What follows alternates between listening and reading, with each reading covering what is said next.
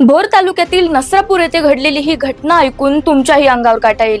फक्त 3.5 वर्षांची निष्पाप चिमुरडी, जिचं आयुष्य अजून नीट सुरूही झालं नव्हतं, तिच्यावर आधी लैंगिक अत्याचार आणि नंतर तिची निर्घृणपणे हत्या। मित्रांनो, ही फक्त बातमी नाहीये, ही आपल्या समाजाच्या काळ्या वास्तवाची झळ आहे। पोलिसांच्या माहितीनुसार भीमराव कांबळे, वय 60 वर्ष, या आरोपीने वासरू दाखवतो असं सांगून त्या निरागस मुलीला गोठ्याकडे नेलं। आपण सीसीटीव्ही फुटेज मध्ये पाहू शकता, ती चिमुरडी त्याच्यासोबत विश्वासाने जाताना दिसते, पण तिला काय माहिती, ज्याच्यावर ती विश्वास ठेवते तोच तिचा जीव घेणार आहे। यानंतर त्या नराधमाने त्या 3.5 वर्षाच्या चिमुरडीवर अत्याचार करून तिची हत्या केली आणि तिचा मृतदेह एका शेणाच्या ढिगाऱ्याखाली लपवून ठेवला।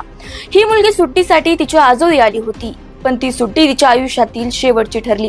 ती बराच वेळ दिसत नसल्याने कुटुंबियांनी शोध सुरू केला। सीसीटीव्हीच्या आधारे ग्रामस्थांनी आरोपीचा माग काढला आणि संतप्त नागरिकांनी त्याला पकडून थेट पोलिसांच्या ताब्यात दिलं। सध्या परिसरात प्रचंड संताप व्यक्त होतोय। ग्रामस्थांनी पुणे सातारा महामार्ग जवळपास 2 तास रोखून धरला आणि या घटनेनंतर आता लोक एकच मागणी करतायत, आरोपीला फाशी द्या। ही घटना फक्त एका कुटुंबाची नाहीये, ही प्रत्येक आई वडिलांच्या काळजाला चिरणारी आहे। आज प्रश्न एकच आहे, आपल्या मुली खरंच सुरक्षित आहेत का, की अजून किती अशा चिमुकल्यांचे बळी गेल्यावर आपण जागे होणार?